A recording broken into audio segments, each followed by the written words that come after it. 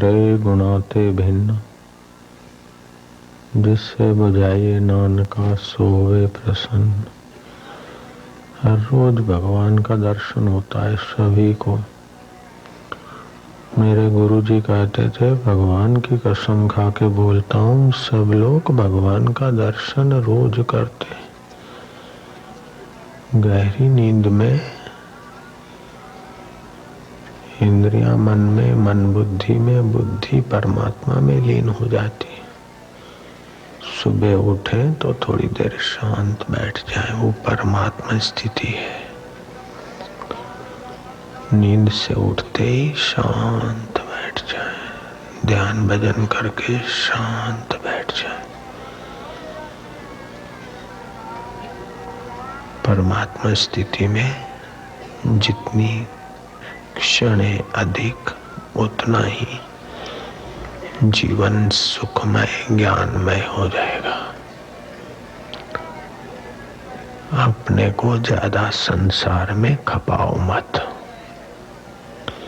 18,000 श्लोक लिखकर तैयार कर दिए, महाभारत के 1 लाख श्लोक लिखकर तैयार कर दिए। गणपति से व्यास जी ने कहा कि आप एक शब्द भी नहीं बोले।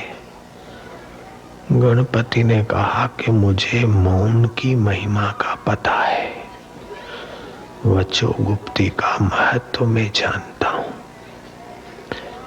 दीपक में तेल कम हो या ज्यादा हो, लेकिन दिया जलने से तेल खपता है। ऐसे वाणी बोलने से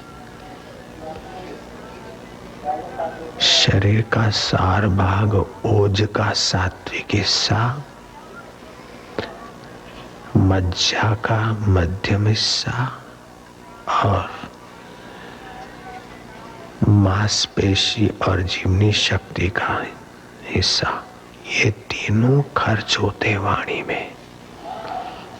गणपति ने कहा, इसीलिए मैं मौन रहता हूं। गांधी जी हफ्ता में 1 दिन मौन रहते थे।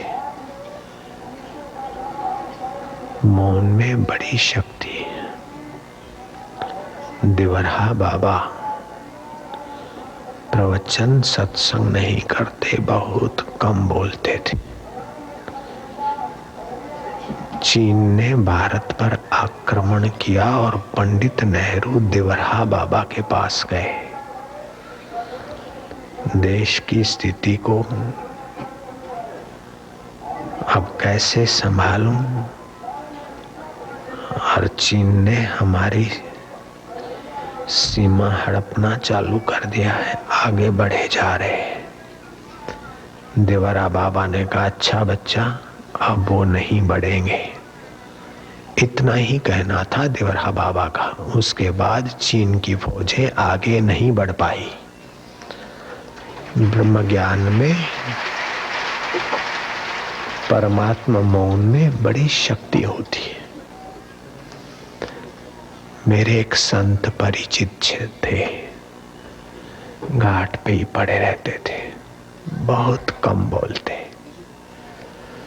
देश की स्थिति को जानने के लिए अखबार पढ़ लेते थे। एक दिन मेरे सामने अखबार पढ़ते पढ़ते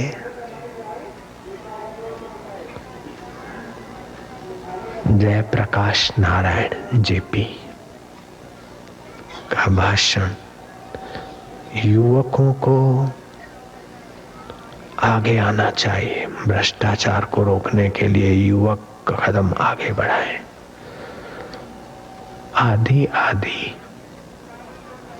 उत्तेजक भाषण था। उस महापुरुष ने अखबार पढ़कर मेरे तरफ फेंकी। बोले, आशाराम, जेपी को कह दो कि आराम करे। क्या युवक भ्रष्टाचार नहीं करते क्या? ये तो देश में अशांति पैदा हो जाएगी। जेपी को बोलो आराम करे। अखबार फेंक दी। मैं व्यासपीठ पे बोल रहा हूं आपको, झूठ बोलने से तप नाश होता है, मैं जानता हूं। उस दिन के बाद जयप्रकाश का भाषण नहीं हुआ, आराम ही करते रहे जसलोक में। ऐसी ऐसी हस्तियां भारत में है। हा हा हू करने से ही देश की सेवा हो जाती है, ऐसी बात नहीं है। आप जितना ईश्वर में होते हैं उतना आपकी, कुटुंब की, समाज की, देश की उन्नति हो जाती है। ये भूकंप आया कच्छ में, इसके पीछे भी सृष्टिकर्ता की कृपा छुपी है। जो कुछ उथल पाथल होती है कुछ नए सर्जन के लिए। माँ मिठाई खिलाती और सुखद अवस्था देती है तभी भी उसकी कृपा है, और कभी भूखा रखती और पिटाई करती है तभी भी उसकी कृपा है। ईश्वर की कृपा न जाने क्या क्या रूप लेकर आती है। राजा आम चूस रहा था चांदनी रात में। सिपाही मुजरिम को सुबह फांसी पर लगाने के लिए ले जा रहे थे। तेज बहादुर आम चूसता जा रहा है चांदनी में। हे भगवान, मेरी मुकद्दर कितनी अच्छी।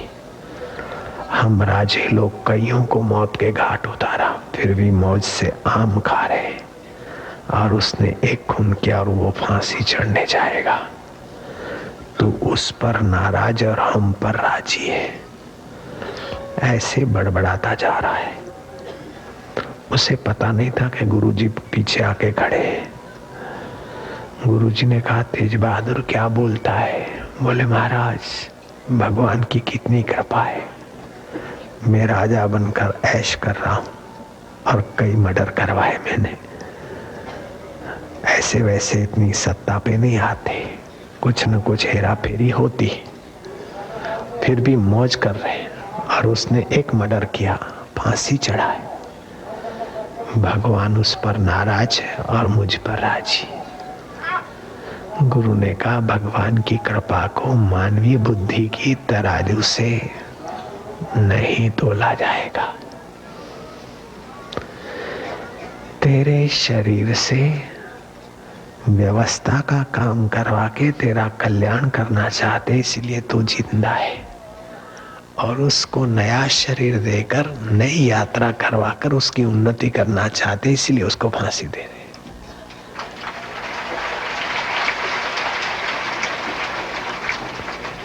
जैसे माँ की हर चेष्टा में कृपा छुपी होती है, ऐसे परमेश्वर की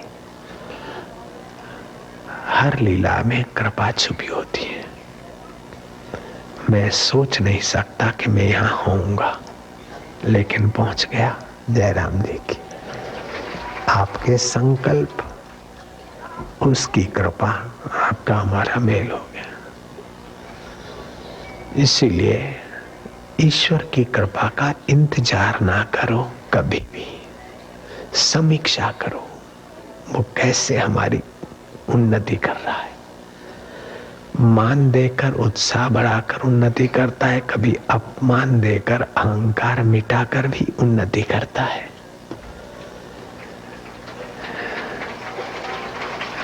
कभी स्नेही और मित्र देकर उन्नति करता है, तो कभी स्नेही और मित्रों से गद्दारी करवाकर स्वावलंबित करके सचमुच में उन्नति करता है। जो भरोसा अपने आप पर रखना चाहिए, ईश्वर पर, वो भरोसा अगर बेटे पर, पत्नी पर, पति पर, पड़ोसी पर करा, तो वहां से वैमनस्य पैदा करके वो आपको स्वावलंबी बनाता है। उसकी कृपा है। ओम ओम ओम। मौन का आश्रय बड़ा फायदा करता है। सुबह शांत रहने का अभ्यास बढ़ाना। ओम ओम ओम। नारायण हरि।